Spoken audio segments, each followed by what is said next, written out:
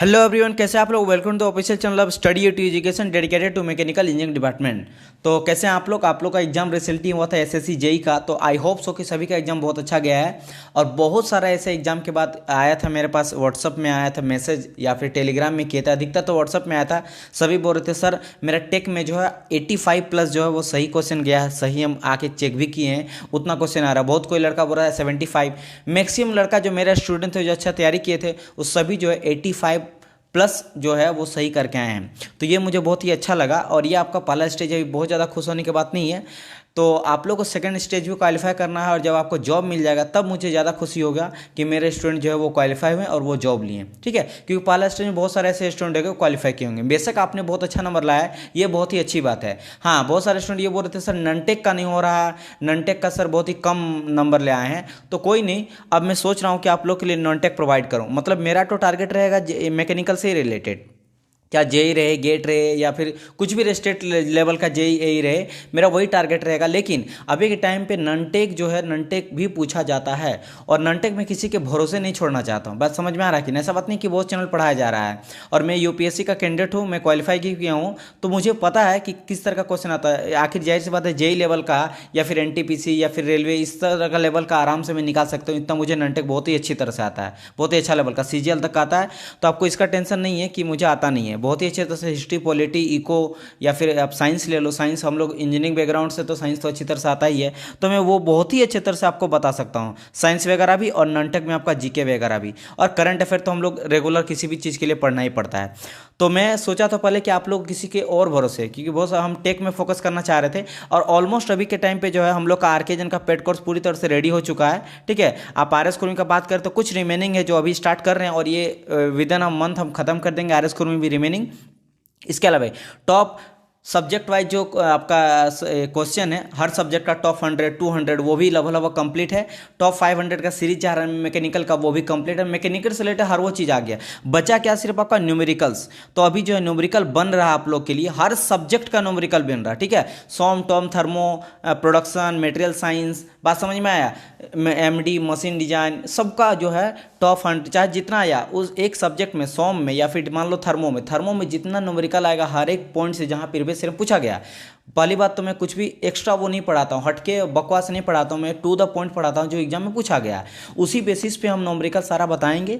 चाहे किसी में अगर 400 अगर न्यूमेरिकल आ रहा है उसमें सब्जेक्ट में तो 400 बताएंगे। बस 400 नहीं जा रहा, हम अप्रोक्स देखे हैं कि 100 से लेकर 120 या फिर 150 मैक्सिमम जा रहा है।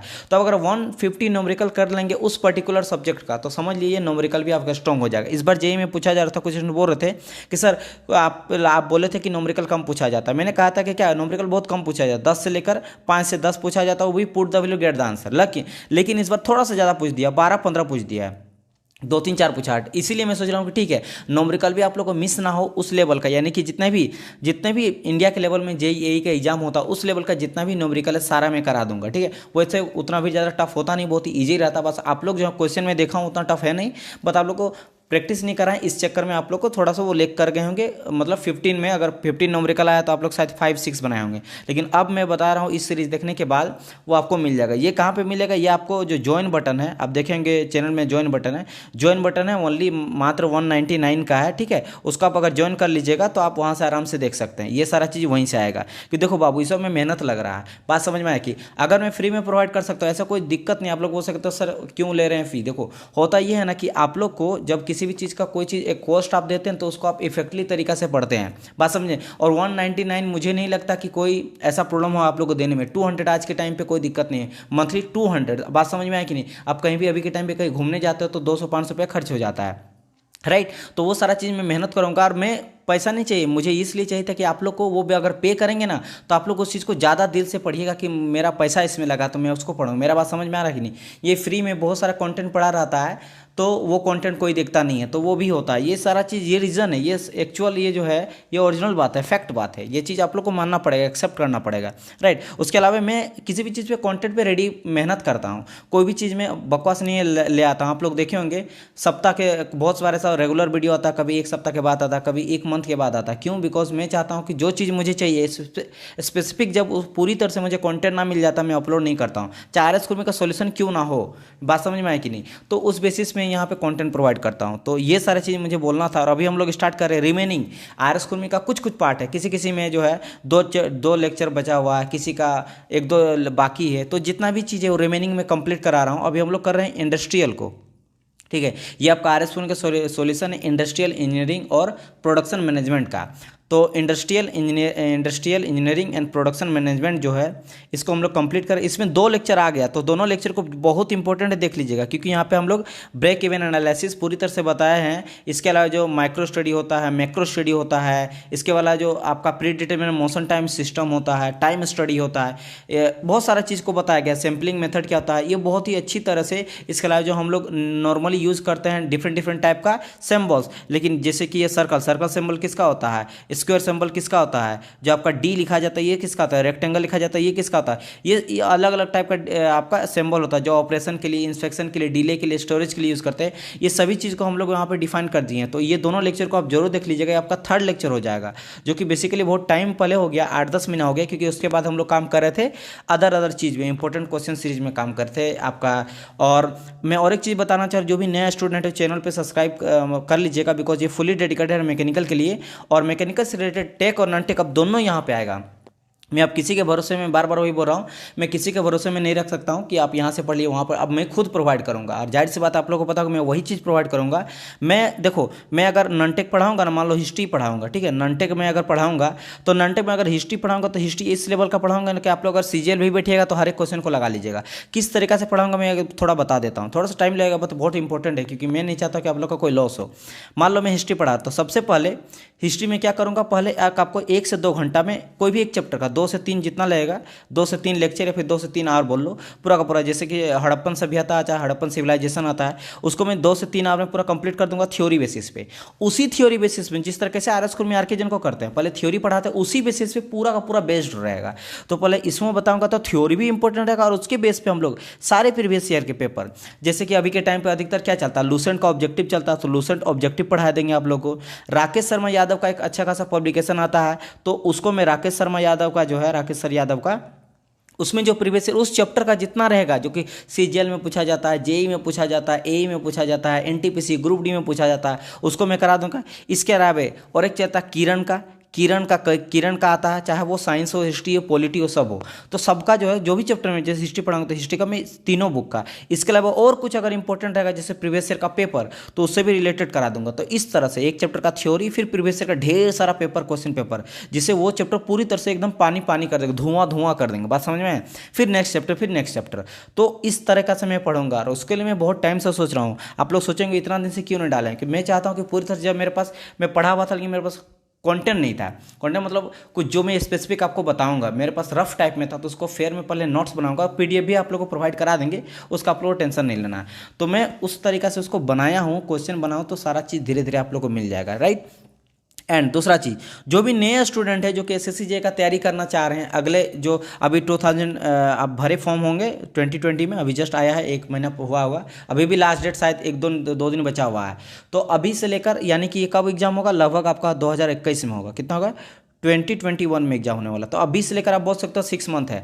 तो बाबू, अगर आप लोग को ढंग से प्रिपरेशन करना है तो आपको आरके जैन को आप देखिए, आरके जैन को पेड कोर्स उसको आप ले सकते हैं, बहुत ही अच्छी तरह से पढ़ाया गया है, उसको आप देख लीजिए। वहाँ से क्यों मैं बार बार फोर्स कर रहा हूँ, क्योंकि अगर आपका थ्योरी कंप्लीट तो मत लीजिए, मैं ये नहीं बोल रहा कि लेना ही पड़ेगा, नहीं तो नहीं निकलेगा, ठीक है। अगर आपका थ्योरी कंप्लीट है तो ठीक है, थ्योरी कंप्लीट ठीक है, नहीं है तो आपको थ्योरी, इसमें मैं थ्योरी ही बताया हूँ, आरके जैन में थ्योरी बताया हूँ, और थ्योरी के साथ साथ मैं उसमें न्यूमेरिकल भी कराया हूँ और डेरिवेशन भी कराया हूँ, और आरके जैन का सॉल्यूशन तो आपको मिल ही रहा है फ्री में। तो ये सारा चीज़, यानी कि मैकेनिकल का सिलेबस को भी कंप्लीट कराया गया है। अगर आपका थ्योरी मजबूत है तो कोई दिक्कत नहीं है, आप सिर्फ आरएस कुर्मी को देखिए, आपका ऑटोमेटिकली जो है जितना चाहिए उतना इनफ हो जाएगा। और बाकी आप आरके जैन अगर सॉल्व करना चाहते हैं तो ठीक है, और अगर लेना चाहते हो तो ले सकते हैं। और बाकी अदर चीज़ जो है, और ज्वाइन भी कर लीजिएगा सभी बच्चों। देखो, कुछ पैसा जो है पेड कोर्स का भी कुछ खास कीमत नहीं है, अगर 1-2 हज़ार लग जाता है हर चीज़। अगर आप 1-2 हज़ार लगा रहे हैं और आपका जेई का एग्जाम निकल जा रहा है और 50-60 हज़ार का सैलरी है, ठीक है, और गवर्नमेंट जॉब मिल जा रहा है, क्या बुरी बात है। आप पूरा का पूरा बीटेक किए हैं या फिर मैकेनिकल से, या फिर आप डिप्लोमा किए हैं,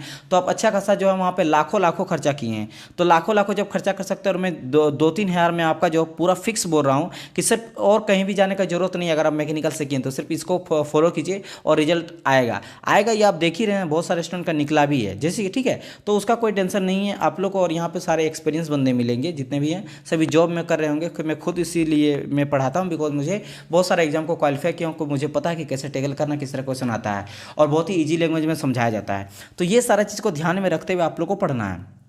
और एक चीज़ मैं क्या देखता हूँ, जैसे आप प्रोडक्शन, ये जो हम कराए हैं इंडस्ट्रियल इंजीनियरिंग, जो पहला पार्ट होगा, 2 पार्ट होगा।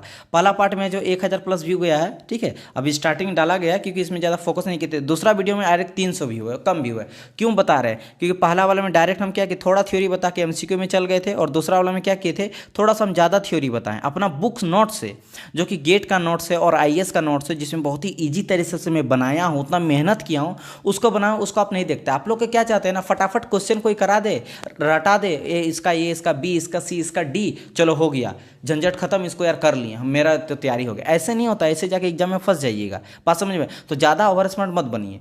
आप लोग को थोड़ा बुरी लग सकता है, लेकिन बात देखो, हम इसीलिए डांट रहे हैं या फिर बोल रहे हैं आप लोगों को कि मैं नहीं चाहता हूं कि आप लोग जो है ना 1 साल या 2 साल वेस्ट करें, उसके बाद जब एग्जाम ना निकले तो फिर से तैयारी करें और 2 साल रहे। ऐसे तैयारी अब बाबू 4 साल 5 साल करते रहेगा, नहीं निकलेगा।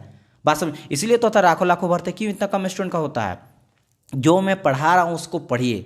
अगर मैं थ्योरी बना रहा हूँ, आप लोग के लिए थ्योरी यहाँ पे बनाया गया, नोट्स प्रिपेयर किया गया, जब मैं उसको पढ़ा रहा हूँ कॉपी से, बुक में, कॉपी में मेहनत किया हूँ, स्पेशल क्यों लिखा आप ही लोग के लिए ना, तो उसको आप देखिए। कुछ चीज़ थोड़ा बहुत बोरिंग लगेगा, थोड़ा लेंदी लगेगा, लेकिन यहाँ जॉब निकालना है ना। मैं वही बोलता हूँ ना बार बार, जॉब निकालना है ना। ये कोई मजाक थोड़ा ना चल रहा है कि मन किया तो देखें, मन नहीं किया, मज़ा नहीं आ रहा सर, तो मज़ा क्या होता है बाबू?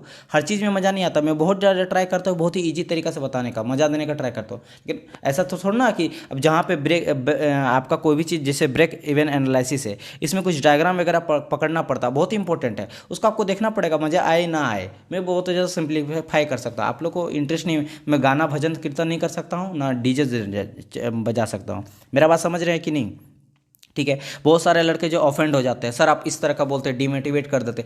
डिमोटिवेट नहीं, बहुत जगह पे आप लोग को समझाना ही पड़ेगा। आप मेंटर अगर हम पढ़ा रहे तो आपको मेंटर के रूप में, मेंटर के रूप में भी आप लोग में आपको ये सब चीज़ बता सकता हूँ। बात समझ में? देखो, अच्छा अच्छा इंस्टीट्यूट में तुम अगर जाओगे ना, तो वहाँ पे बहुत अच्छा कंटेंट क्रिएट दिया जाता है, लेकिन क्यों बोला जाता है कि उसके हॉस्टल मेरे को, बिकॉज टीचर जो है ना वो समझाते भी हैं कि कैसे पढ़ना है। बात समझ में आया कि बहुत सारे ऐसे मैं तेज स्टूडेंट देख चुका अपना बैच का ही, जो कि बहुत ब्रिलियंट रहते हैं, लेकिन जब एग्जाम देते हैं तो वो क्वालिफाई नहीं कर पाते। रीज़न क्या होता है ना, कि वो बहुत ज़्यादा पढ़ते रहते हैं, लेकिन उसको कैसे टेकल करके एग्जाम में बैठना और एग्जाम में कैसे क्वालिफाई करना, उस चीज़ पर भी ध्यान नहीं दिया जाता है। तो आपको ये भी समझना पड़ेगा कि क्या ना करे और क्या करे और कैसे टाइम पे यूटिलाइज करे। तो इसीलिए मैं बार बार इस सब चीज़ को बोलता हूँ, ताकि अगर आपके दिमाग में, मैं हर 10 वीडियो में या 15 वीडियो के बाद मैं कुछ ना कुछ इस तरह में बात बोलता हूँ, ताकि अगर आप भूल गए हो तो उस चीज़ को ध्यान में रखें कि मैं क्या बकवास चीज़ बहुत सारा पढ़ रहा हूँ।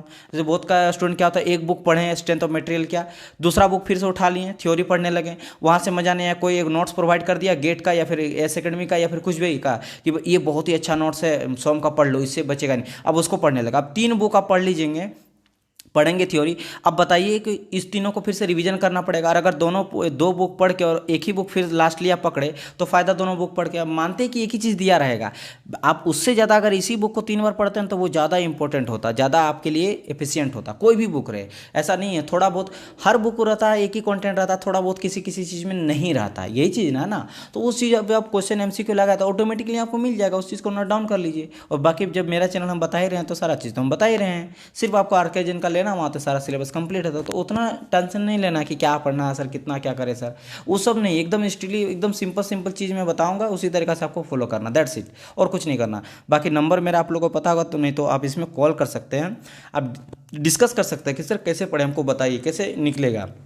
मैं आप लोग के लिए कॉल भी उठा सकता हूँ। अलग बात है कि मैं शाम को रिसीव करता हूँ, उस समय मैं फ्री रहता हूँ, ठीक है। मॉर्निंग टाइम से लेकर इस समय मैं बिजी रहता हूँ काम से, वर्क में। तो आप लोग को टाइम अगर मिले तो शाम को कर सकते हैं। पहले वो आप व्हाट्सअप कर लीजिएगा, व्हाट्सअप से कोई क्वारी अगर कंप्लीट हो जाता तो ठीक है। अगर आपको लगे कि नहीं कॉल करने से ही मुझे पता चलेगा, जैसे डेली रूटीन फॉलो नहीं हो रहा है, क्वेश्चन वगैरह नहीं बन रहा है, कैसे करें सफिशिएंट टाइप से, तो आप डिस्क्रिप्शन में लिंक दिया, आई मीन व्हाट्सअप का नंबर दिया गया, व्हाट्सअप मैसेज भी कर सकते हैं, कॉल भी कर सकते हैं। नंबर में लिख भी देता हूँ 8210 989049। अधिकतर स्टूडेंट को मेरा नंबर पता है, और ऐसा कोई टीचर नहीं होगा यूट्यूब में ना जो कि वर्किंग करने के बावजूद भी, ठीक है, वो आपको नंबर दे और आपको डिस्कस करे हुए फ्री में कुछ भी नहीं। लेकिन मैं चाहता हूँ कि सच में मेरा बच्चे जो भी पढ़े वो एग्जाम निकाले, वो जॉब निकाले। बात समझ में आए, ताकि आप लोग को लगे कि नहीं, ऐसा जरूरी नहीं होता कि बड़े इंस्टीट्यूट जाएंगे तभी, क्योंकि बड़े इंस्टीट्यूट का ही हम है ना, लेकिन आप लोग को फ्री में प्रोवाइड करके कम पैसा में आप लोग जॉब ले सकते हैं। और जो उतना 4 साल बर्बाद किए, फिर 3 साल बर्बाद किए, उसको यूटिलाइज कैसे करेंगे। अगर आप बहुत सारे क्या करते हैं स्टूडेंट, बीटेक करने के बाद ननटेक में घुस जाते हैं, पढ़ाई करते हैं।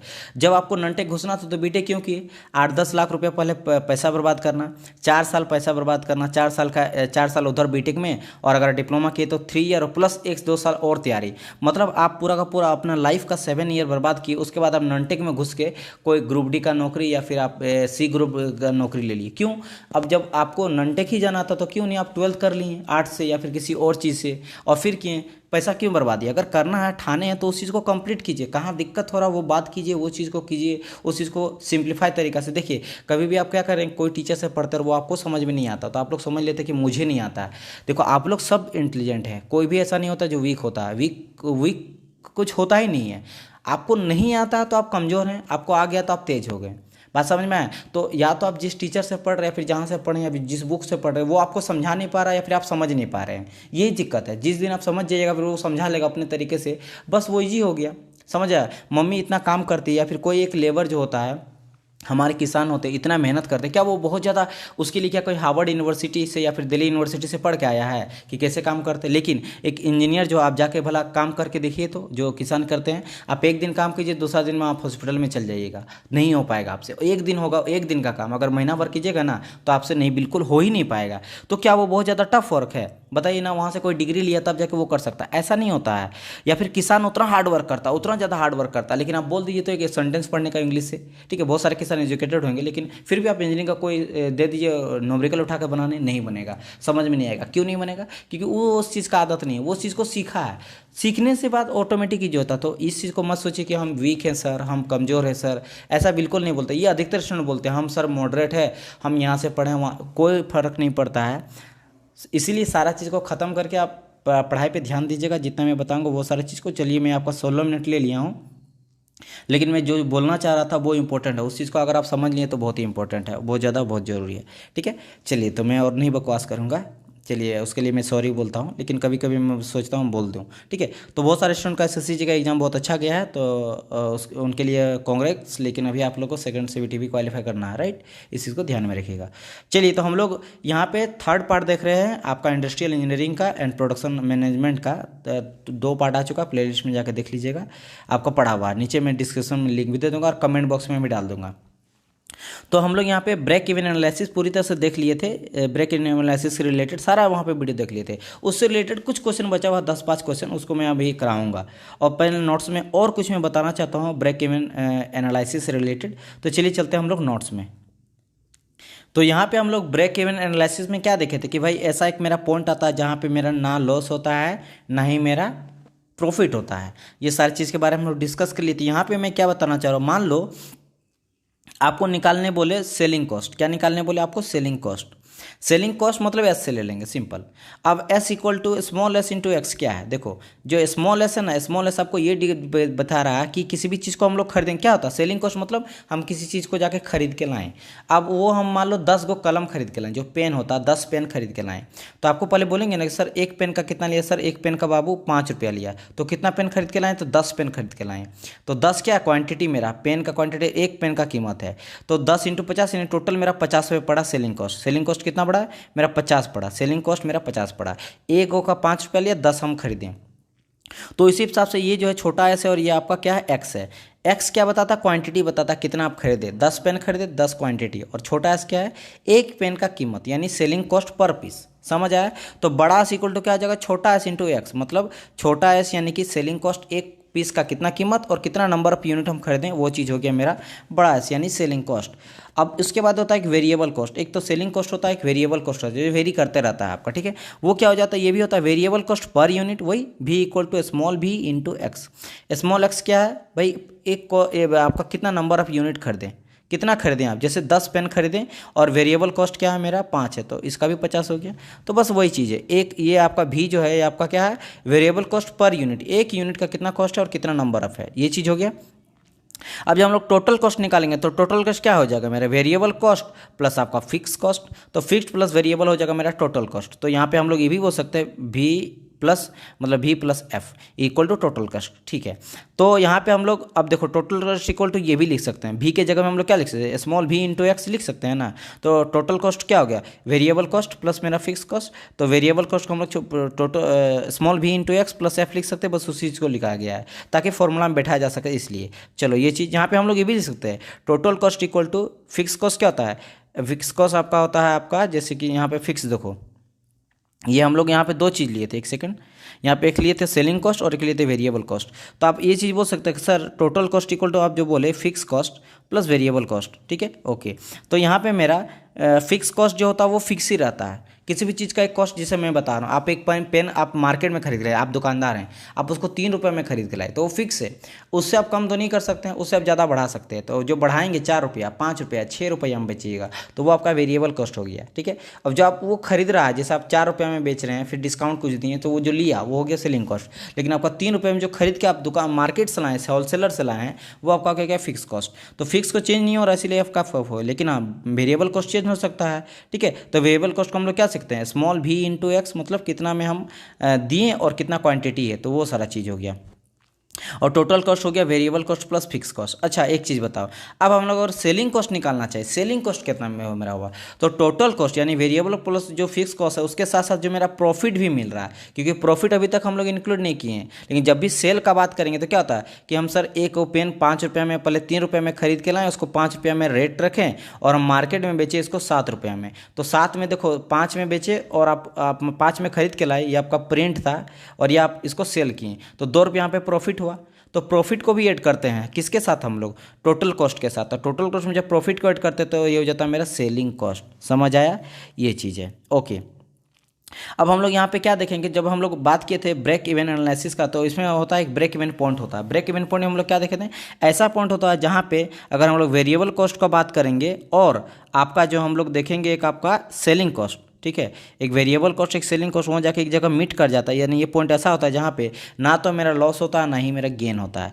तो उस हिसाब से क्या हो जाएगा, अभी जस्ट हम लोग देखे थे कि भाई selling cost equal to total cost plus profit. तो जहाँ अगर मैं इसका यहाँ पे बात करूँ ब्रेक इवन पॉइंट का, ब्रेक इवन पॉइंट का बात करूँ, ठीक है, तो वहाँ पे क्या होगा, प्रॉफिट तो मेरा 0 हो जाएगा। इट मीन्स जो मेरा टोटल सेलिंग कॉस्ट होगा वो किसके इक्वल हो जाएगा, मेरा टोटल कॉस्ट के इक्वल हो जाएगा, मतलब fix cost plus variable cost के इक्वल हो जाएगा मेरा क्या, सेलिंग कॉस्ट, समझ आया, ये चीज़ हो गया ओके।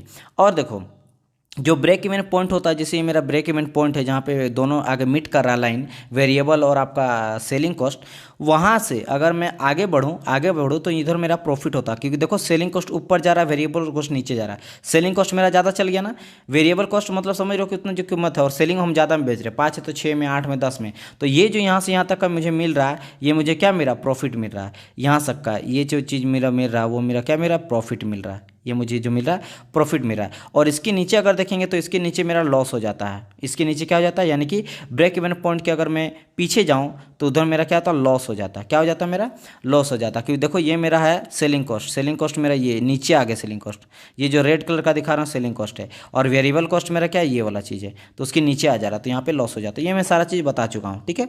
और जो ब्रेक इवन पॉइंट होता है यहाँ पे क्या हो जाता है, नो लॉस नो गेन ना। और ये क्यों निकालते हैं हम लोग, वेरिएबल आपका जो ये होता है ब्रेक इवन पॉइंट क्यों निकालते हैं, क्योंकि इससे हमको ये पता चलता है किसी भी, जैसे आप कोई सामान लाएं, आप सामान लिए, पापा से लिए, आपका दुकान है, पापा बोले कि इस सामान को बेच देना तुम, आप गए और जाके 10 रुपये में बेच दिए। अब आपको कैसे पता चलेगा कि मेरा फ़ायदा हुआ या घाटा हुआ है, आपको जब पता चलना चाहिए कि भाई इस कौन सा ऐसा कॉस्ट पे अगर इसको मैं बेचूं तो मुझे ना तो घाटा होगा ना फ़ायदा होगा, उसी को ब्रेक एंड पॉइंट। तो आपको पता है कि भाई 10 रुपये में बेचने से ना तो मुझे घाटा होता ना फ़ायदा होता, तो सर पापा हम 12 रुपये में बेचें यानी कि 2 रुपये का मुझे फ़ायदा हुआ, या फिर पापा हम 8 रुपये में बेचें, हम भूल गए थे तो मुझे 2 रुपये का लॉस हो गया। आपको अगर वो चीज़ पता ही नहीं चलेगा तो आपको नहीं होगा। कभी कभी ऐसे मार्केट डाउन हो तो आपको 10 में बेचना पड़ेगा ताकि आपको कम से कम घाटा ना हो, बात समझ में आए, तो ये चीज़ है। चलिए इसके आगे हम लोग क्या देखेंगे, एक सेकेंड सॉरी, वो आपका जो आईपैड के लिए मैं पेन मंगाया था वो खुल गया, चलिए कोई नहीं। तो हम लोग यहाँ पे क्या देखने वाले हैं, एक चीज़ देखिए भाई, सेलिंग कॉस्ट इक्वल टू क्या था, टोटल कॉस्ट पर प्रॉफिट हो जाता है, ये चीज़ हो गया। चलो, और टोटल कॉस्ट क्या देखे थे हम लोग, टोटल कॉस्ट आपने बताया था sir fix cost plus variable cost, क्या हो जाता है मेरा, फिक्स कॉस्ट प्लस आपका वेरिएबल कॉस्ट होता है। और वेरिएबल कॉस्ट को हम लोग क्या लिख सकते हैं, स्मॉल v इंटू एक्स, तो वही चीज़ यहाँ पे लिख दिया, प्लस प्रॉफिट तो है क्योंकि सेलिंग कॉस्ट का बात कर रहे हैं, ठीक है, ओके। अब यहाँ पे क्या करेंगे, अगर वी एक्स यहाँ भी है और एस एक्स यहाँ भी है, क्योंकि सेलिंग कॉस्ट है तो सेलिंग कॉस्ट इक्वली बताएं जो नंबर ऑफ आपका यूनिट होता है और एक कॉस्ट का कितना लिया, एक प्रोडक्ट का कितना लिया, छोटा एस, तो ये लिख सकते हैं। और दोनों को हम लोग इधर ले आए, वी एक्स को इधर ले आए, is equal to F plus P आ गया, तो यहाँ से एक्स को कॉमन ले लिए, तो क्या निकला यहाँ पे S minus V equal to P plus F. और यहाँ पे अगर एक्स निकालना चाहिए, यानी कि एक्स क्या आपका, एक्स है नंबर ऑफ यूनिट, कितना नंबर ऑफ यूनिट देंगे तब मुझे पता चलेगा ना कि मेरा घाटा हो रहा है, फायदा हो रहा है। एस इक्वल टू याद है ना आपका, छोटा एस इंटू एस, ये था नंबर ऑफ यूनिट था, ये नंबर ऑफ क्या था, यूनिट था, नंबर ऑफ यूनिट था। और एस क्या है आपका, कि एक यूनिट का कितना कॉस्ट पड़ा है, एक प्रोडक्ट का कितना कॉस्ट पड़ा है, वो चीज़ है।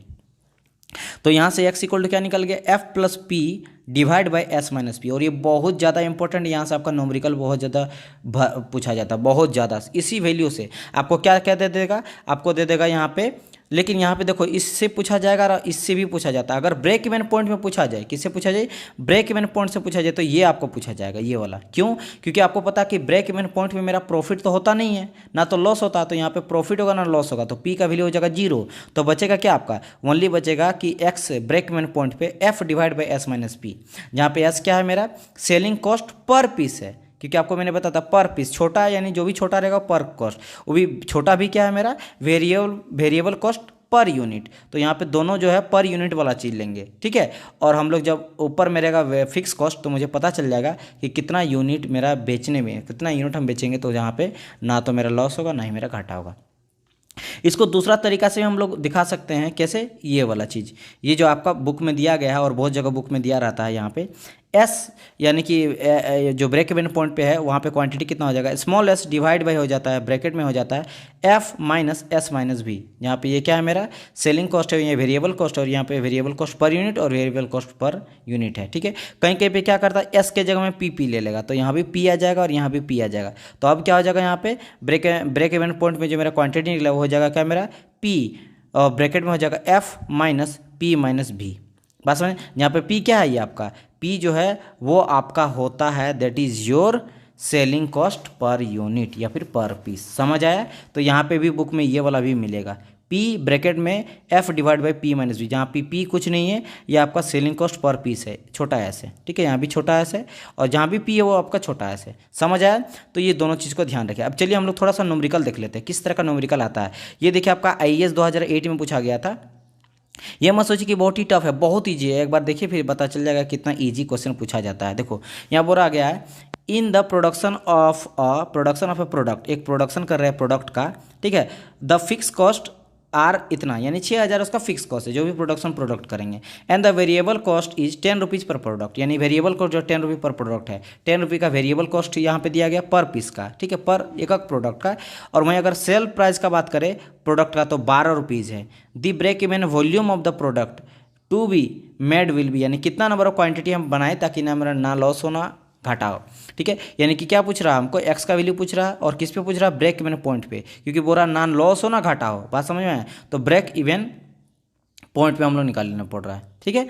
तो ब्रेक इवन पॉइंट में एक्स इक्वल टू क्या था, ऊपर में लिखेंगे आपका फिक्स और नीचे में क्या हो जाएगा आपका जो भी एस माइनस भी, यानी कि जो सेलिंग कॉस्ट पर पीस है और वेरिएबल कॉस्ट पर पीस है। तो यहाँ पे सिंपल कुछ नहीं है, फिक्स कॉस्ट कितना दिया है मेरा 6000 दिया है, 6000 पुट कर दिए, और यहाँ पे क्या होता है सेलिंग माइनस वेरिएबल, तो सेलिंग प्राइस क्या दिया था पर पीस का 12 रुपया, तो 12, और फिक्स कॉस्ट कितना था मेरा पर पीस का 10, तो 12 माइनस 10 क्या हो जाएगा 6000 डिवाइड बाई 2, यानी 3000 इज द करेक्ट आंसर। बस सिंपल इसी तरह का क्वेश्चन पूछा जाए। देखिए ES में पूछा गया था, IAS में पूछा गया था, IAS 2004 का और एक क्वेश्चन हम लोग बनाते हैं। देखो इस तरह क्वेश्चन पूछा जाता है कि which of the following information combinations has lowest break even point. अब लोवेस्ट ब्रेक इवन पॉइंट मतलब कम से कम हम लोग कितना प्रोडक्ट बनाए कि जहाँ पे मेरा लॉस ना हो घाटा ना, ज़्यादा बना के क्या फायदा, जब कम में हम लोग देखेंगे तो वो चीज़ चेक करना चाह रहा है। यहाँ पे देखो क्या कह दिया, मेरा फिक्स कॉस्ट दे दिया अलग अलग का, यहाँ ABCD दे दिया, 4 को दे दिया है, ठीक है। और क्या दिया यहाँ पे वेरिएबल कॉस्ट पर यूनिट दिया, यानी कि छोटा भी दिया हुआ है, ये आपका फिक्स कॉस्ट दिया, और ये आपका रेवेन्यू ने कितना सेल कर रहे हैं पर यूनिट, यानी कि आपका छोटा S दिया है। तो हमको क्या पता है कि F divide by S minus भी, बस ये लगा देंगे हम लोग। तो हर सबके लिए लगाएंगे। सबसे पहले क्या है यहाँ पे 3000 है तो 3000 ऊपर में रखेंगे, ठीक है। डिवाइड पे क्या कर देंगे, यहाँ पे सेलिंग कितना है मेरा 40 है, 40 माइनस 10 दिया है तो 40 माइनस 10 क्या हो जाएगा 30 हो जाएगा। तो 30 से यहाँ 0 से 0 कटा, यहाँ से हो जाएगा 100, तो इसके लिए 100 निकलेंगे। उसी अलग अलग सबके लिए हम लोग निकालेंगे। तो देखिए यहाँ पे मैं सोल्यूशन किया हुआ हूँ। देखो तो सबसे पहले यहाँ पे ऐसा 30 हम 3000 बोल रहे थे, ये 30,000 है, ठीक है। 30,000 है तो 30,000 में अगर 3 से डिवाइड करेंगे तो यहाँ से क्या आ जाएगा मेरा 1000 आ जाएगा। तो 1000 सेकंड वाला में क्या क्या था मेरा दिया था, देख लो एक बार।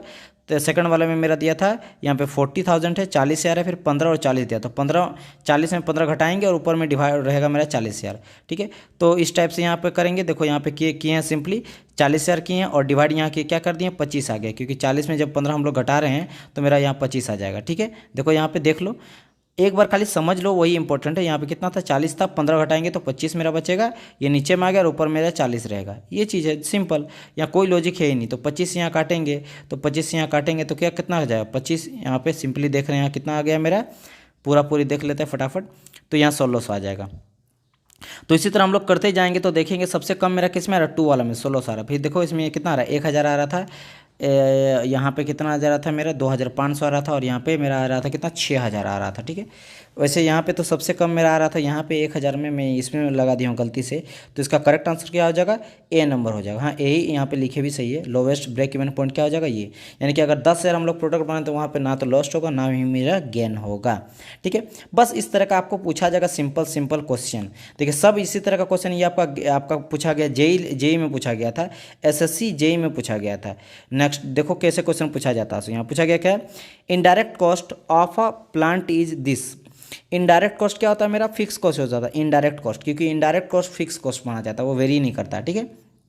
Per year the direct cost is 20 rupees पर प्रोडक्ट, 20 रुपीज़ जो पर प्रोडक्ट है आपका वेरिएबल कॉस्ट है, ठीक है। If the average revenue, revenue means क्या था, रेवेन्यू कब होता है जब हम लोग किसी चीज़ को बेचते हैं, तो रेवेन्यू नहीं मतलब ये सेलिंग कॉस्ट दिया गया है। और सेलिंग कॉस्ट पर यूनिट मतलब छोटा एस और ये छोटा भी, क्योंकि पर प्रोडक्ट का यहाँ भी बात किया है। तो 20 क्या हो गया 20 जो हो गया मेरा हो गया छोटा भी, और 60 क्या हो गया मेरा छोटा एस, और फिक्स कॉस्ट क्या है मेरा 40,000 है, ठीक है। 4 लाख यहाँ पे दिया है। तो बस अब क्या करेंगे सिंपल, ऊपर में 4 लाख रख देंगे और नीचे में हम लोग क्या करेंगे 60 माइनस 20 इक्वल टू 40, यहाँ से काटेंगे तो मेरा कितना आ गया यहाँ पे, जो भी आ जाएगा दैट इज योर आंसर। समझ आया। देखो ये आपका पूछा गया था आपका जेई लेवल, जेई में पूछा गया, जो आपका इसरो में पूछा गया था, इसरो के जेई में। देखो सेम क्वेश्चन पूछा गया था क्या, the fix cost of for a year is 8 lakhs, ठीक है। फिक्स कॉस्ट मतलब किसका बात कर रहा है, एफ का बात कर रहा है, ये तो लिख ही दिया fix cost. Variable cost per unit मतलब वेरिएबल मैंने छोटा भी दिया 40, और यहाँ पे दी सेलिंग कॉस्ट, सेलिंग प्राइस पर ईच यूनिट पर यूनिट का मतलब छोटा एस। तो 20 में 40 घटाएंगे तो यहाँ कितना निकल गया मेरा 160 आ जाएगा, डिवाइड बाई ऊपर में 8 लाख काटेंगे, मेरा 5,000 आ जाएगा आंसर। तो कितना इजी क्वेश्चन पूछा जाता है, ठीक है। चलो तो इसके बाद देखो ये सारा चीज़ आपको दिया नहीं गया, ये आपको मिलेगा कहाँ पे, ये आपको मिल जाएगा जो आर के जन का पेड कोर्स है उसमें आ जाएगा। क्यों, क्योंकि यहाँ पे आर एस में इस तरह का कोई मतलब क्वेश्चन दिया ही नहीं गया, लेकिन ये सब पूछा जाता है जेई के लेवल में एग्जाम में पूछा जाता है।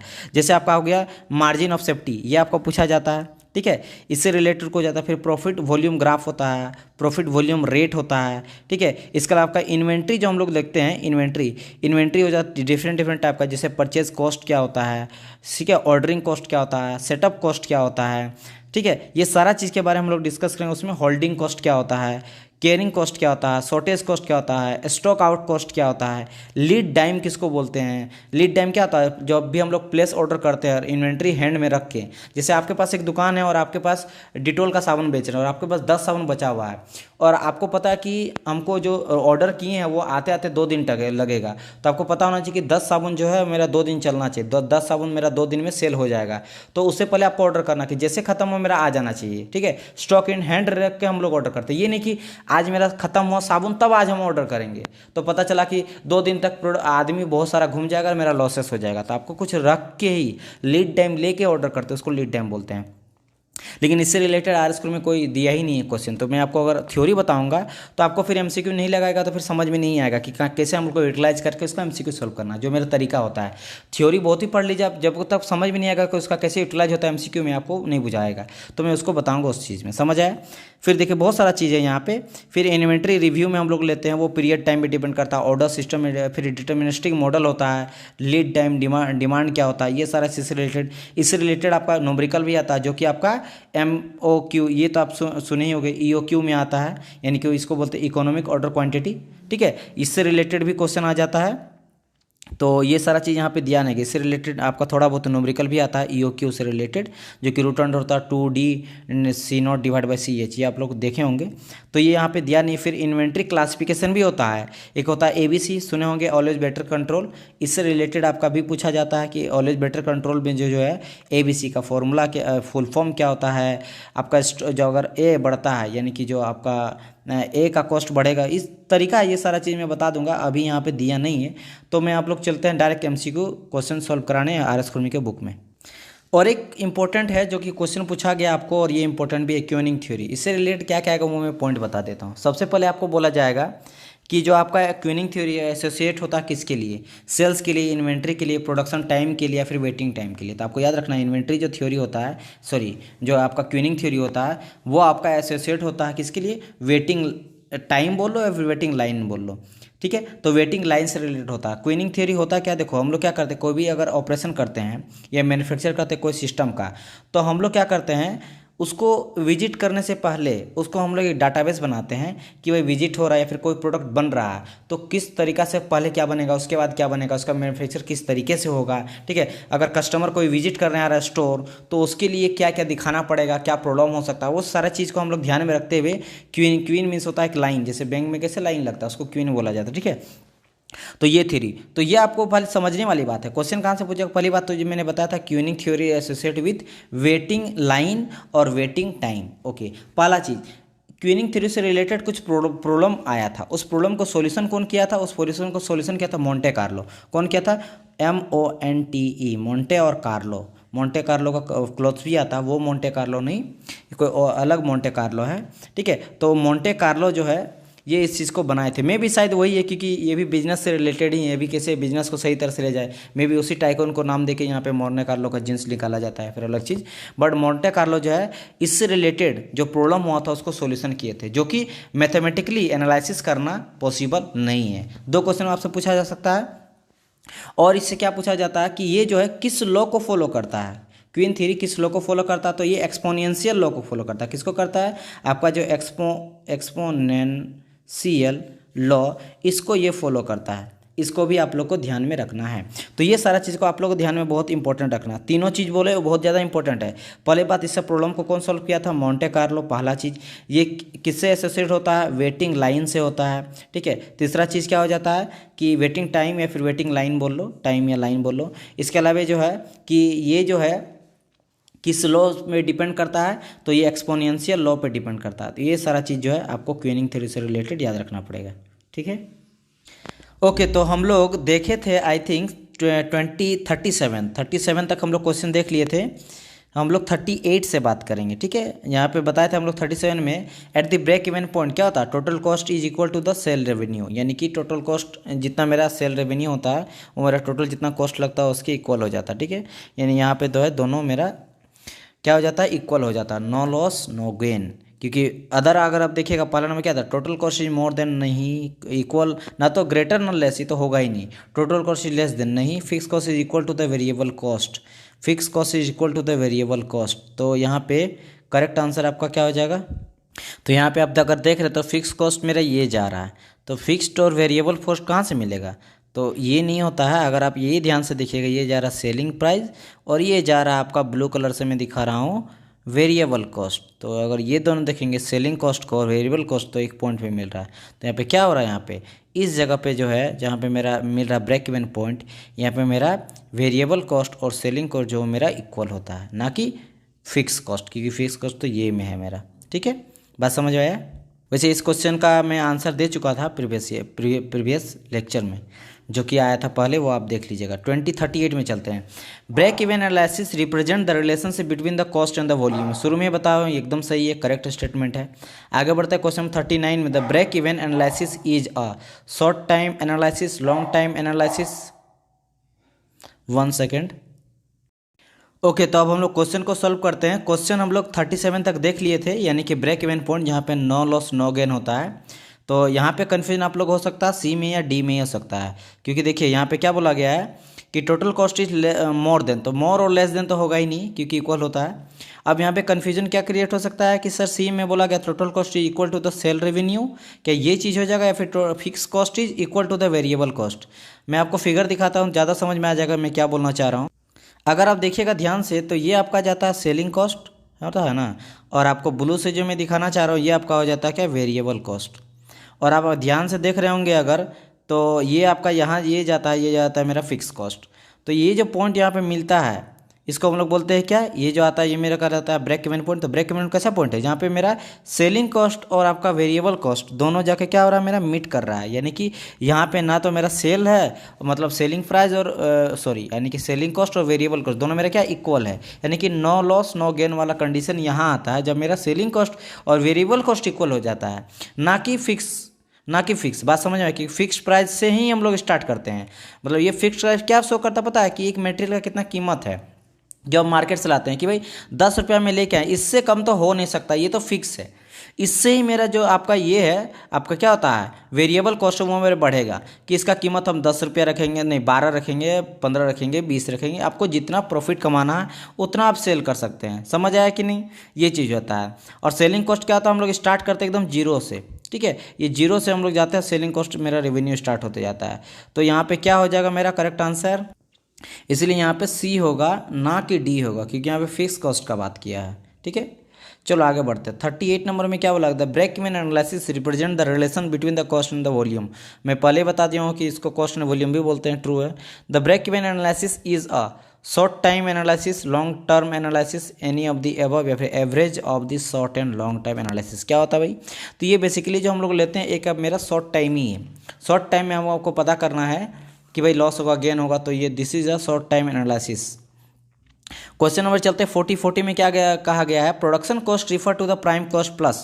प्रोडक्शन कॉस्ट होता क्या है मेरा, प्रोडक्शन कॉस्ट जो भी होता है वो मेरा फैक्ट्री का ओवरहेड और जो मेरा प्राइम कॉस्ट होता है, उन दोनों को जब मैं एक साथ ले आता हूँ तब जो होता है मेरा प्रोडक्शन कॉस्ट निकल जाता है। तो production cost is refer to the prime cost और प्लस मेरा फैक्ट्री ओवरहेड। तो इसको हम लोग बोलते हैं क्या, this is called my production cost. बात समझ में, प्रोडक्शन करने जाहिर सी बात है, प्रोडक्शन मतलब जो कोई, देखो कोई सी भी चीज़ को समझो ना तो आप लोग क्या करो ना, एकदम इजी वे में आ जाओ, ज़्यादा समझ में आ जाता है।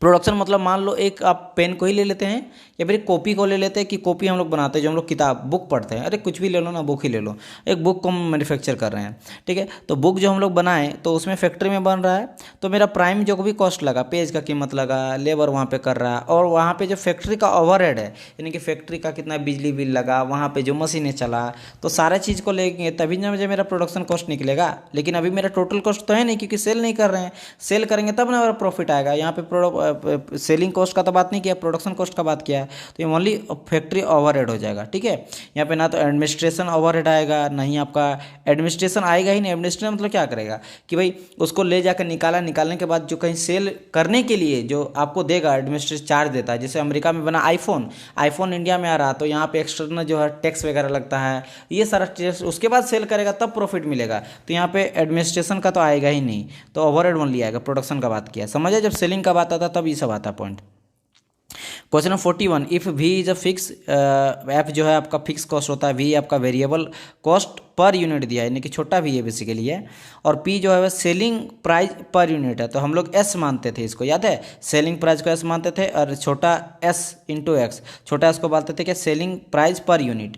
ठीक है, तो यहाँ पे छोटा एस ना लेके यहाँ पे पी ले लिया है। चलो ठीक है, तो बोल रहा है कि ब्रेक इवन पॉइंट क्या होता है। तो हम लोग इसके लेकर दो फॉर्मूला देखे थे, एक तो देखे थे ऊपर में था मेरा फिक्स और नीचे में क्या था सेलिंग, यानी कि यहाँ पे एस ना है पी है, तो क्या जगह यहाँ पे पी माइनस वेरिएबल यानी कि छोटा वी। लेकिन यहाँ पे ये चीज़ दिया नहीं है, यहाँ पे आपका क्या दिया है ना, यहाँ पे देखो इस चीज़ को आप बोल सकते हो, क्योंकि यहाँ पे सिंपली इससे अगर p से डिवाइड कर देंगे, यहाँ भी p से डिवाइड कर देंगे तो ये 1 आ जाएगा और v माइनस 1 जाएगा। मेरा बात समझ में आया? तो फिर से बता रहे हैं, क्या बताए थे कि ये होता है हम लोग का, देखे थे s माइनस b, यही था ना जो हम लोग देखे थे। s क्या है मेरा, सेलिंग कॉस्ट पर यूनिट है, और v क्या, वेरिएबल कॉस्ट पर यूनिट। देखो वेरिएबल कॉस्ट पर यूनिट को यहाँ पे बड़ा भी ले लिया है और सेलिंग कॉस्ट पर यूनिट को p ले लिया है। तो हम लोग ये भी मान सकते हैं यहाँ के अनुसार कि यहाँ पे s की जगह में p है तो p माइनस b हो गया। ओके तो लेकिन ये यहाँ नहीं दिया है क्या कि यहाँ पे p से दोनों तरफ डिवाइड कर दिया। तो p से अगर हम लोग डिवाइड कर देंगे यहाँ पे दोनों तरफ तो क्या जगह f डिवाइड बाई p से कटा तो 1 बचा माइनस v माइनस p, तो क्या जगह d हो जाएगा करेक्ट आंसर। समझ आया? चलो आगे बढ़ते हैं। आगे यहाँ पे क्या बोला गया, यहाँ पे देखो उसी से एक न्यूमेरिकल दिया गया है।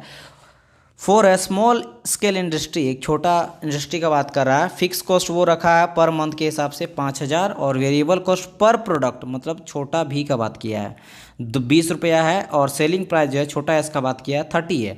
तो ब्रेक इवन पॉइंट के बताना है कि कितना इसका होगा, जिससे अगर मतलब महीना में कितना प्रोडक्शन करेगा कि इसमें मतलब उतना करेगा तो ना तो लॉस होगा ना गेन होगा, उससे ज़्यादा करेगा तो गेन होगा। तो उस पॉइंट को जानना जरूरी है ना, तब ना पता चलेगा भाई 100 अगर मैं बेचता हूँ आईफोन तो मुझे ना लॉस होगा ना घाटा होगा। तो भाई 100 से ज़्यादा बेचूंगा उससे कम बेचूंगा तो मुझे पता। अब बोलेंगे सर इससे क्या होगा, घाटा कैसे होगा? देखो प्रोडक्शन जो मैं फैक्ट्री में बना रहा हूँ वहाँ का लेबर कॉस्ट है, बिजली बिल चार्ज है, वहाँ पे जो इंजीनियर काम कर रहे हैं उसका कॉस्ट है, इंजन चल रहा है, ऑयल लग रहा है, बहुत सारा चीज़ होता है। अब उतना ही बड़ा फैक्ट्री चला रहे हैं और वहाँ पे मात्र 10 गो आप बना रहे हैं, कोई भी चीज़ प्रोडक्ट बना रहे हैं, पता चल रहा है कि जितना मेरा खर्चा नहीं हुआ उससे कम मेरा इनकम होता फायदा। तो अगर फैक्ट्री खोलना है तो भाई एक दो सामान थोड़ा ना बनाएंगे, हज़ारों बनाएंगे तब ना होगा। तो उसी चीज़ को पता करने के लिए ब्रेक इवन पॉइंट निकालते हैं।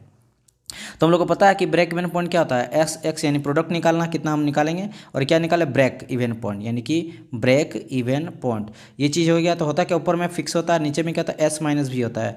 तो यहाँ पे फिक्स कितना दिया 5000 दिया, तो ऊपर में पुट कर दो 5000।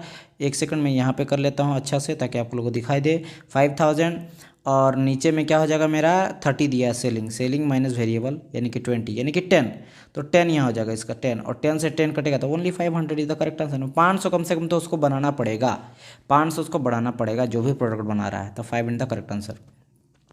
नेक्स्ट क्वेश्चन क्या बोल रहा है, टू अल्टरनेटिव कैन प्रोडक्ट, दो प्रोडक्ट को बनाया जा रहा है। और यहाँ पे देखो जब भी इस तरह का क्वेश्चन है ना तो आप एक चीज़ दीजिए, दो अल्टरनेटिव प्रोडक्ट को बना रहा है, बाकी सबका वही वेरिएबल कॉस्ट दिया फिक्स कॉस्ट दिया। लेकिन क्या बोला किस पॉइंट पे, क्या ये बात कर रहा है ब्रेक इवन पॉइंट का। तो जब भी ब्रेक इवन पॉइंट का बात कर रहा है यानी कि दोनों प्रोडक्ट में ना तो लॉस होगा ना गेन होगा, यानी कि ब्रेक इवन पॉइंट जो भी एक का निकालेंगे ना वो इक्वल टू हो जाएगा सेकंड वाले का, पहला का दूसरा का। क्यों कि दोनों का ब्रेक इवन पॉइंट निकाल रहा है, यानी कि ना तो लॉस ना गेन, यानी कि इक्वल होगा, इक्वल होना ही पड़ेगा।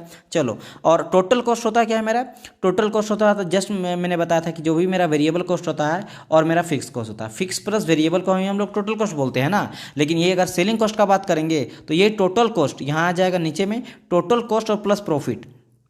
तो यहाँ पे वेरिएबल कॉस्ट और हम लोग जो भी बनाते हैं आपका ये ब्रेक इवन पॉइंट में क्या क्या निकालते हैं, एक तो फिक्स कॉस्ट दिया रहता है जो हम लोग ऊपर में पुट करते हैं, और नीचे में वेरिएबल माइनस सेलिंग यानी कि भी और एफ का ही बात करते हैं। तो यहाँ पे देखो क्या क्या दिया गया देख लेते हैं। यहाँ फिक्स कॉस्ट दिया 2000, चलो 2000 दिया फिक्स कॉस्ट दिया। आगे बोला तो वेरिएबल कॉस्ट 20 रुपया, वेरिएबल कॉस्ट कितना दिया है पर पीस का दिया है तो 20 रुपया दिया, और ये फिक्स दिया है। अच्छा, सेकंड कंडीशन में क्या बोला गया, सेकंड कंडीशन बोला है the second method of fix cost, फिर से फिक्स कॉस्ट यहाँ दिया है। अब दिया है मेरा 1500 दिया फिक्स कॉस्ट, और आपका वेरिएबल कॉस्ट दिया है कितना छोटा भी दिया 30, यानी कि यहाँ पे छोटा इसका बात ही नहीं किया है, सेलिंग कॉस्ट पर यूनिट का बात ही नहीं किया, ओनली मतलब फिक्स और वेरिएबल। और हमको पता है क्या है कि टोटल कॉस्ट क्या होता है मेरा, टोटल कॉस्ट क्या होता है fix cost plus variable cost, यही तो होता है ना। सेलिंग कॉस्ट होता तब इसमें हम लोग जोड़ते, लेकिन टोटल कॉस्ट होता है वेरिएबल प्लस फिक्स। तो यहाँ पे भी देख रहे हैं ये मेरा वेरिएबल है, मेरा फिक्स है, और ये मेरा वेरिएबल है, दोनों को इंटू कर देंगे तो मेरा आ जाएगा।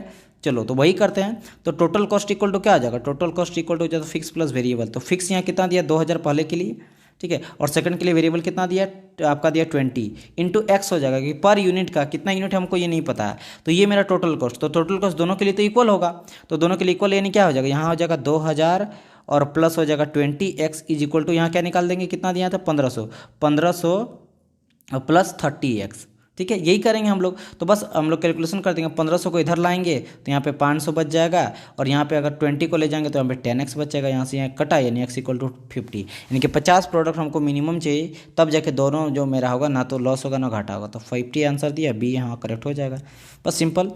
ओके, अब हम लोग पाठ करेंगे किसका, हाँ कुछ अब थ्योरी में चलते हैं, उस थ्योरी का हम लोग बात करेंगे। वैसे आज इतने ही हम लोग लेक्चर रखते हैं, ठीक है। थोड़ा सा वीडियो बड़ा इसलिए होगा कि मैं शुरू में आप लोग को 10-15 मिनट में आप लोग को लेक्चर दे दिया, ठीक है। तो इंट्रोडक्शन इसलिए था क्योंकि हम लोग आर स्कोरिंग को फिर से रिमेनिंग स्टार्ट कर रहे हैं, जो पिछला पार्ट था सारी चीज़ आपको मिलेगा। आप अगर मैकेनिकल से हैं तो कहीं जाने का जरूरत नहीं, हम लोग को ननटिक भी आ रहा, सिर्फ इसी चैनल को फोकस करिए और कुछ नहीं। दूसरे, हाँ अगर आपको सही नहीं लगे पढ़ाई, आप पढ़िए, 1 महीना ट्राई करिए, देखिए आपको जब सही नहीं लगता है। व्हाट्सअप में आप जुड़ सकते हैं, नीचे में डिस्कशन लिंक दिया गया, वहाँ जाकर क्वेश्चन का डिस्कशन कर सकते हैं। टेलीग्राम में PDF वगैरह मिल जाएगा, मेरे नंबर से मेरे से भी बात कर सकते हैं, कोई डाउट हुआ तो वहाँ भी पूछ सकते हैं, ठीक है। इसमें बने रहिए। व्हाट्सअप में बहुत सारे स्टूडेंट हैं जो कि सीरियस है और वहाँ पे बहुत ज़्यादा डिस्कशन करते हैं, तो व्हाट्सअप में जुड़ कर आप डिस्कशन कर सकते हैं, किसी भी क्वेश्चन का डाउट हो तो पूछ सकते हैं, वहाँ पे भी आपको रिप्लाई मिल जाएगा, आंसर मिल जाएगा, चाहे न्यूमेरिकल थ्योरी कुछ भी हो। तो इसमें ध्यान दीजिए, 1 महीने तक देखिए, आपको लग रहा है कि हाँ भाई यहाँ से मुझे सब कुछ मिल रहा है, तो फिर 10 चैनल जाने की जरूरत नहीं। अगर आपको नहीं है तो आपके पास हज़ारों चैनल है और आपका ऑप्शन, आप कहीं भी जा सकते हैं। बट मेरा फोकस ये है कि किसी भी चैनल को, मेरा या किसी और का, एक ही जगह पे स्ट्रिक्टली फॉलो कीजिए और उसी से आप जॉब निकालिए। ज़्यादा जगह मत जाइए, उसमें क्या होता है हम लोग का माइंड भी बहुत ज़्यादा फ्लक्चुएट करता है, वो अच्छा पढ़ाता है, ये अच्छा पढ़ाता है, ठीक है। ये सारा चीज़ मत कीजिए, फोकस कीजिए और जॉब लीजिए। चलिए बाय बाय, मिलते हैं नेक्स्ट वीडियो में, तब तक के लिए goodbye, God bless you. Video को लाइक कर दीजिएगा, ठीक है, जरूर, बहुत इंपॉर्टेंट, लाइक करना, लाइक करने से मुझे पता चलता है कि आप लोग भी यही चाहते हैं, जो मेरे बात से आप लोग राजी करते हैं कि हाँ सर आप सही बोल रहे हैं, तो मैं उस पर और आगे काम करूँगा।